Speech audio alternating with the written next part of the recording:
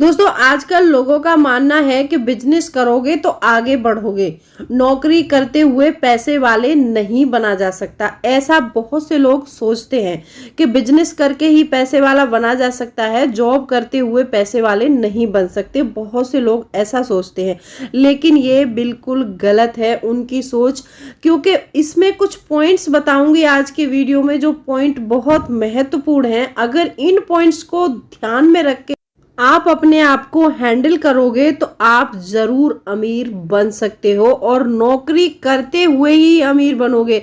तो आज की वीडियो में 9 पॉइंट्स बताऊंगी, सारे पॉइंट्स को ध्यान से सुनना।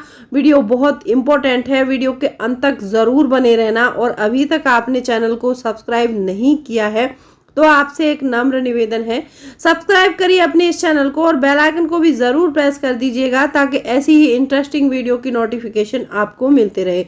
तो चलिए स्टार्ट करते हैं वीडियो को। सबसे पहला पॉइंट है मैनेज योर एक्सपेंस। आपको अपने खर्चों को मैनेज करना चाहिए। बहुत से लोग ऐसा करते हैं। एक एग्जाम्पल के लिए मैं बताती हूँ आपको। मान लो आपकी सैलरी है 1 लाख रुपए महीने और आपने खर्च किया 95,000। एक महीने में आपका जो एक्सपेंस है वो है 95,000, तो आपके पास कितना बचा? सिर्फ 5,000 बचा। और जिसका मतलब, और एक व्यक्ति है जो नौकरी कर रहा है, उसकी जो तनख्वाह है वो है 60,000 रुपये, और वो खर्च करता है महीने में सिर्फ 40,000। कितना बचा उसके पास? तो उसके पास बचा 20,000 रुपये। तो मतलब अमीर कौन बन सकता है? 1 लाख रुपए की सैलरी वाला या फिर 60,000 की सैलरी वाला?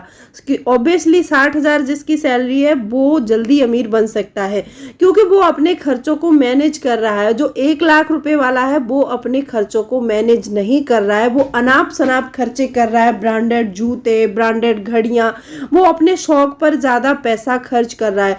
और जो लोग 60,000 कमा रहे हैं वो अपने सिर्फ जरूरतों को पूरा करके अपने पैसे को बचा रहे हैं। तो आपका मतलब ये फर्क नहीं पड़ता है कि आप कितना कमाते हैं, फर्क ये पड़ता है कि आप कितना बचाते हैं। तो इसीलिए हर महीने आपको अपने खर्चों को मैनेज करना चाहिए, तो आप जॉब के दौरान अमीर बन सकते हैं। दूसरा पॉइंट आता है पे योर सेल्फ फर्स्ट। सबसे पहले आप अपने आप को सैलरी दीजिए। बहुत से लोग ऐसे होते हैं, अगर उनको बोला जाए कि सबसे पहले आप अपने आप को सैलरी दो, तो उनका यही कहना होता है हम खर्च कहाँ करते हैं? अपने परिवार के ऊपर करते हैं, अपने बच्चों के लिए करते हैं। हम कमा किसके लिए रहे हैं? हम अपने लिए थोड़ी कमा रहे हैं, हम तो अपने परिवार के लिए कमा रहे हैं। बहुत से लोग ऐसा सोचते हैं। उनका मानना सही है कि हम अपने परिवार के लिए कमा रहे हैं, अपने बच्चों के लिए कमा रहे हैं, लेकिन हमारी लाइफ का क्या?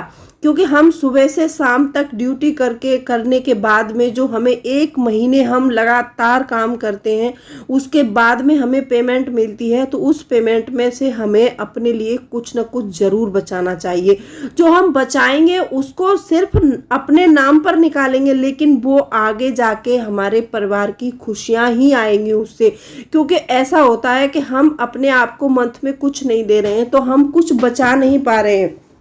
तो सबसे पहले हर मंथ में अपने आप को, आप जितना भी कमाते हैं उसमें से कम 10% दीजिए। अगर 10% नहीं दे पा रहे हैं तो एटलीस्ट आप 5% तो अपने आप को दीजिए, जिससे कि आप उस पैसे को इन्वेस्ट करेंगे और उससे आपको कुछ ब्याज मिलेगा, तो वो आपके ही काम आने वाला है। तो इसीलिए फर्स्ट पे योर सेल्फ फर्स्ट। नंबर तीसरा पॉइंट है अपने शौक के लिए कभी भी पर्सनल लोन और क्रेडिट कार्ड लोन नहीं लेना चाहिए। आपको अपने वांट्स पर खर्च करना है, सोच समझ कर कीजिए। आप जितना कमा रहे हैं उतने में मैनेज कीजिए। ऐसा मत करिए कि आपको कोई गाड़ी खरीदनी है, आपने लोन ले लिया। आपको कोई महंगा फोन खरीदना है, आपने लोन ले लिया। आपको कोई घर के लिए कोई डेकोर का आइटम खरीदना है, उसके लिए आपने लोन ले लिया। अपने पर्सनल खर्चे के लिए आपने लोन ले लिया, क्रेडिट कार्ड से लिया, चाहे पर्सनल लोन लिया, कैसा भी लिया, लेकिन अपने ऊपर जो आप बॉन्ड्स पर जो पैसा खर्च कर रहे हैं उसके लिए कभी भी कर्जा मत लीजिए। अगर आप अपने शौक के लिए कर्ज लेते हैं ना, तो ये समझ लीजिए आप डेफिनेटली कंगाल रह जाएंगे। चाहे बात आपको बुरी लग जाए, लेकिन मैं आपसे कहूंगी जरूर, अपने शौक के लिए अगर आप लोन ले रहे हैं तो आप कभी पैसे वाले नहीं बन सकते हैं। हाँ, कोई लोन लिया आपने, उस लोन से आपने कोई ऐसी प्रॉपर्टी खरीद ली कि आप थोड़े दिनों में उसको बेचकर कुछ पैसा कमा लेंगे उससे, तो वो लोन बुरा नहीं है। अगर आपने लोन लेके महंगे जूते खरीद लिए, गाड़ी खरीद ली, फोन खरीद लिया, और मतलब ऐसे सारे शौक पूरे कर लिए जो कि जिनकी समय के साथ कीमत घट रही है, ऐसा नहीं है कि जो समय के साथ जिस चीज की कीमत बढ़ती है उसको लोन लेकर लेने से फायदा होता है, और जिन चीजों की कीमत समय के साथ घटती है उनको लोन से लेने से घाटा होता है। तो इसीलिए कभी भी अपने शौक के लिए कोई भी लोन आपको नहीं लेना है। चौथा पॉइंट आता है, अपने आप को हमेशा बेहतर बनाते रहिए। आप कोई भी काम कर रहे हैं, किसी भी ऑफिस में जॉब करते हैं, तो ऐसा नहीं है कि एक जॉब कर रहे हैं तो आप उसी पर डिपेंड हो जाइए। अपने आप को अपग्रेड कीजिए, अपने ऊपर थोड़ा सा पैसा खर्च कीजिए। बहुत सारे कोर्सेस ऐसे हैं जिनसे आप बहुत अच्छा सीख सकते हैं और आगे बेहतर परफॉर्मेंस कर सकते हैं। तो आपको जल्दी जल्दी प्रमोशन मिलेगा और आपकी सैलरी इंक्रीज होती जाएगी और आप पैसे वाले बनते जाएंगे। तो आप हमेशा अपने आप को बेहतर बनाते रहिए। नंबर 5 पॉइंट है, जल्द से जल्द इन्वेस्टिंग शुरू करें। बहुत से लोग क्या करते हैं पता है, कि जब भी उनकी जॉब लगती है तो वो अपने शौक पूरे करते हैं, बोलते हैं मैंने तो अभी कमाना शुरू किया है, हम तो यंग हैं, जवान हैं, अपनी शौक पूरे करते हैं। लेकिन उनको ये नहीं करना चाहिए। आप पहले थोड़ा सा रुक जाएंगे तो आगे आपको बहुत मजा आने वाला है। क्योंकि इन्वेस्ट हमें जल्द से जल्द स्टार्ट इसलिए करनी चाहिए क्योंकि जब हम इन्वेस्टमेंट करते हैं तो उसको टाइम मिलता है, और टाइम आपने देखा होगा कंपाउंडिंग में टाइम कितना मैटर करता है। अगर जितने जल्दी जल्दी आपके पैसे कंपाउंड होंगे उतना ही आपका पैसा ज्यादा ग्रो होगा। तो इसीलिए आपको जो भी इन्वेस्टमेंट करना चाहते हैं जल्द से जल्द शुरू करनी चाहिए। जैसे ही आपकी नौकरी लगे तो आप अपने वांट्स को काबू में कर लो और इन्वेस्टमेंट पर पैसा खर्च करो, तो आप बहुत ज्यादा फायदे में रहोगे। नंबर 6 पॉइंट है, जैसे जैसे आपकी सैलरी बढ़े तो खर्च बिल्कुल नहीं बढ़ाना है। जैसे बहुत से लोगों को हमने देखा है कि जिनकी सैलरी बढ़ने लगती है तो वो अपने जो जीने का तरीका है उसको बहुत हाई लेवल पर ले जाने लगते हैं, उसी लेवल पर अपने खर्चे बढ़ा लेते हैं, महंगे महंगे शौक पालेंगे। लेकिन ऐसा नहीं करना है। अगर आपको जॉब में रहते हुए अमीर बनना है तो आपको अपने, मैंने पहले ही पॉइंट में बताया कि खर्चों को कंट्रोल करना होगा। अगर आप अपने खर्चे कंट्रोल कर लेते हैं तो आप डेफिनेटली अमीर बन जाएंगे। सारा फंडा यहाँ पर अपने एक्सपेंस को जो है मैनेज करने का है। 7वां पॉइंट है, कोई भी साइड हसल शुरू करें। देखो, जब भी आपको ऐसा लगता है कि हमारी जॉब से हमें थोड़ा सा टाइम मिल रहा है, और साइड हसल आजकल ऐसे शुरू किए जा सकते हैं जिनमें बिल्कुल भी इन्वेस्टमेंट नहीं करनी है।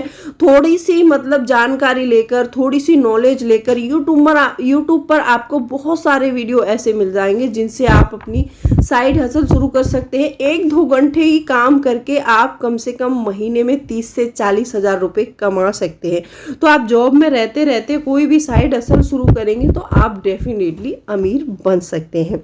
8वां पॉइंट आता है, किसी की देखा देखी इन्वेस्टमेंट ना करें और किसी के बताने पर भी इन्वेस्टमेंट ना करें। बहुत से लोग ऐसे आ जाते हैं आपकी लाइफ में कि आप यहाँ पर 50,000 रुपए या फिर 1 लाख रुपए इन्वेस्टमेंट कर दो, 1 महीने में आपका पैसा डबल हो जाएगा। तो ऐसे लोगों की बातों में नहीं आना है, क्योंकि वहां पर जो उन्होंने बताया है उस चीज पे सिर्फ उनका कंट्रोल है, आपका कोई कंट्रोल नहीं है। क्योंकि आपने तो उनके बताने पर वो पैसा इन्वेस्ट किया है वहां पर, तो वो उनका कंट्रोल है, उस पर आपका नहीं है। आपका जहां पर कंट्रोल हो, आपको लगे कि हाँ मेरा पैसा सिक्योर है, वहां पर अपने पैसे को निवेश कीजिए। क्योंकि आपने उस पैसे को बहुत ही मेहनत करके, टाइम खर्च करके 1 महीने या फिर 2 महीने या 1 साल में उस कॉर्पस को जोड़ा है, और उसको आप किसी के कहने पर ऐसे ही इन्वेस्टमेंट कर देंगे तो आपका पैसा डूब सकता है। तो जहां पर आपको जानकारी हो वहीं पर अपने पैसे को निवेश कीजिए। कहीं भी लालच में आके अपना पैसा निवेश नहीं करना है